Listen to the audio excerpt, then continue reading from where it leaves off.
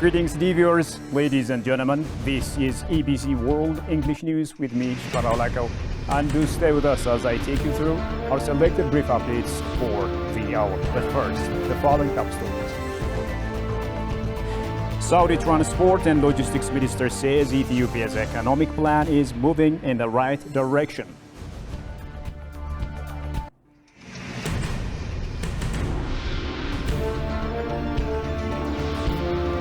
And the UN says fighting in Khartoum and the western region of Darfur is causing serious problems for the distribution of aid.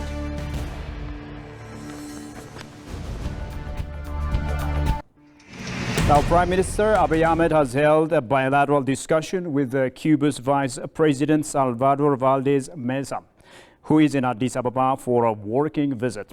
The Vice President of the Republic of Cuba, Salvador Valdez Mesa, arrived in Addis Ababa on a working visit to Ethiopia. Prime Minister Abiy Ahmed has held a bilateral discussion with the Vice President, according to the Office of the Prime Minister. The two sides explored strengthened cooperation in the medical sector, tourism services, education, and sugar industries.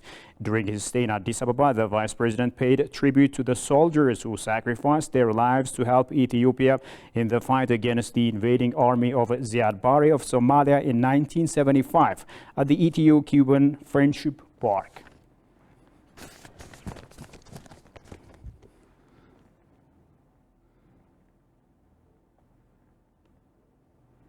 Ethiopian Disaster Risk Management Commission discloses that the government has distributed humanitarian assistance to 7.3 million people across the country over the past 3 months. Speaking to journalists, Commissioner Shifarao Teclamariam said a large amount of the humanitarian assistance was delivered to people in conflict-affected areas such as Tigray, Afar, and Amhara, and to people affected by the unprecedented climate change in 7 regions of the country. The commissioner also said that the magnitude of the climate-induced impact alone affected over 1 million people, resulting in the displacement of 500,000 people. According to him, the government has taken the lion's share of the humanitarian aid in 2 rounds. A 3rd round of humanitarian relief assistance is also required for the needy people already identified with resources both from the government and international aid agencies.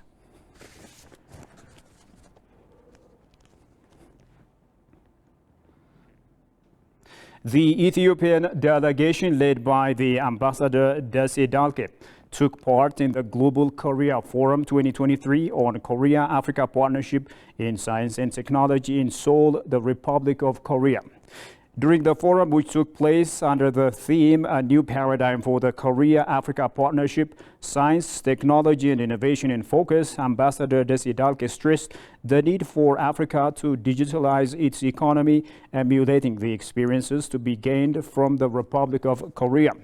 He noted Ethiopia and other African nations could learn from Korea's advancements in ICT and technology, particularly in the artificial intelligence. In his speech, Ambassador Won Kin Leo, the president of Korea-Africa Foundation, recalled how Ethiopia had supported South Korea during the Korean War and emphasized the need for stronger ties between Africa and the Republic of Korea in areas such as science and technology.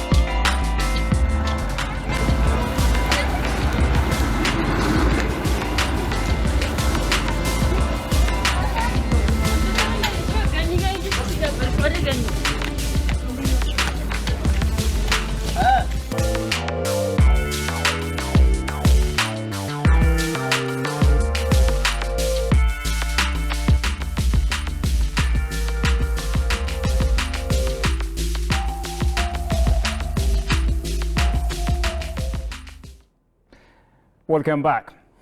The Saudi Arabian delegation led by the Minister of Transport and Logistics Services Engineer Saleh bin Nasser Al Jasser visited the Mojo Dry Port and Terminal, the Entoto Park and a railway station.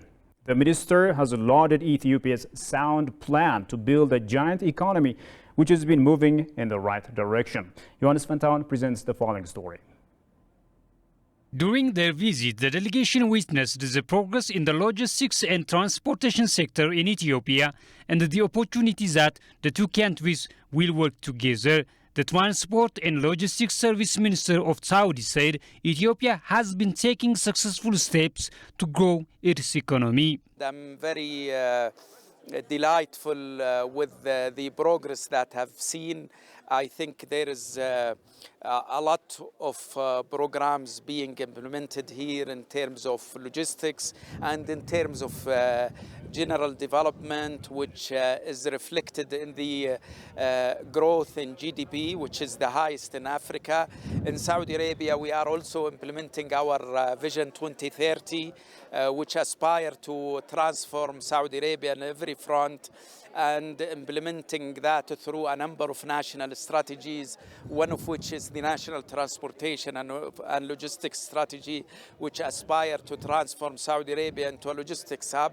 And I think there is a lot of area of collaboration and potential discussion between the two countries. Bario Hassan, State Minister of the Ethiopian Transport and Logistics Ministry, for his part said Ethiopia is working to strengthen its relations with Saudi in multiple sectors through attractive investment opportunities. በትራንስፖርትና ሎጂስቲክስ ዘርፍ ላይ የሳዑዲ አቅም የሚታወቅ ነው። አድቫንስድ ነው። ቬሪ አድቫንስድ ነው። Saudi's capacity in transportation and logistics sector is advanced. Ethiopia also wants to increase its logistics services to facilitate the huge economy it is moving. Ethiopia is not only interested, but it is planning a broad strategy and investing. It is doing extensive work on dry port, railway line and free trade zone. In this regard, the visit is an opportunity to use the relations and capabilities of the countries. It is also possible to show the economic options of the transportation and logistics sector in Ethiopia. The economic relations between the two countries are commercial, and since the opportunities are greater than that, Minister Alamu said the two countries are working to develop their relations, including trade cooperation, labor exchange, tourism, and cooperation at the international and regional levels. And finally, moving to continental news, the UN says the intense fighting in Khartoum and the western region of Darfur is causing serious problems in the distribution of aid. Officials have also expressed their concern that the war in Sudan will be forgotten as the war in the Middle East intensifies. Goshumalis Azmonondat from BBC. As the conflict enters its 8th month, the Sudanese people are facing their consequences. More than 10,000 people were killed and 6 million individuals have been displaced from Khartoum and the cities of Darfur, and the situation for ordinary Sudanese citizens is deteriorating rapidly. Displacement, food shortages, and the destruction of critical infrastructures, including hospitals, schools, electricity, and water stations, have created a humanitarian crisis of immense proportions. UN officials approached by BBC